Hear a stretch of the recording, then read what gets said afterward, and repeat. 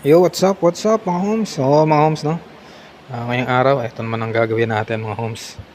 So meron tayo ditong RSB4 na ipo-full service natin. So ano bang mga gagawin natin dito mga homes? So ang gagawin natin ngayon ay magpapalit tayo ng air filter, spark plug, tapos throttle body cleaning, palit tayo ng brake fluid, pa-flush natin yan. At yung sa front and rear, yan, pa-flush din natin yan. Dahil itong motor na to, siguro mga 3 taon sigurong na itambak to. Yan ang mga gagawin natin dyan. Pati ang ano niya, coolant, pa-flush din natin yan. Tapos lilinisan natin yung mga brake master at saka brake caliper nya, pa-flush natin yan. So ayan, papalit din tayo ng battery. So ayan, okay na yan. Ito ngayon, nalinis ko na to. Ayan.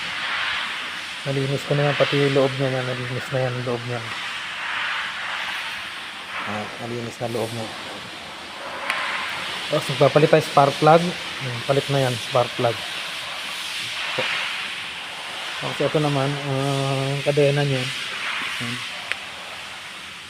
Puro kalawang na. Lilinisin lang din natin yung ano niya, kadena. Maganda pa tong motor na to mga homies. Kasi nga ano, napa-start ko na to. Maganda, tahimik pa yung makina niya.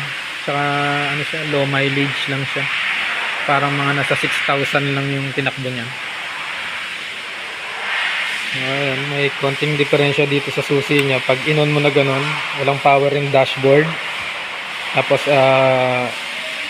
kailangan mo lang siya ibalik ng kaunti para umilaw yung dashboard at para mag-crank siya.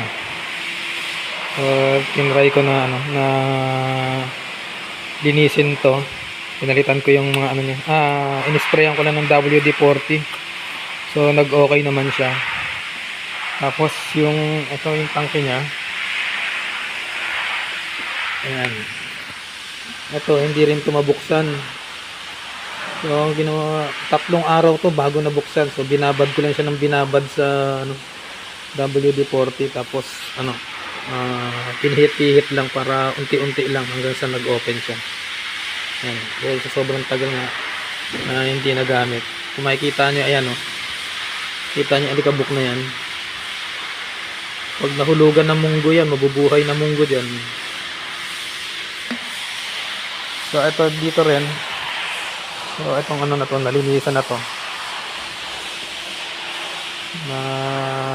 bugahan ko na ng tubig yan para mabawas-bawasan lang yung dumi. Ayan.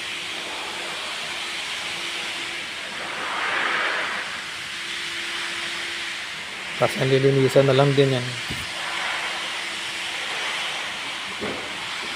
So ayan mga homes, so abangan nyo yung ano na ito mamaya. Pag natapos na natin siya, pa-startin natin yan. Pakita ako sa inyo mga homes. Maraming salamat sa inyo mga homes ha. Abangan yung sunod na video natin na ito.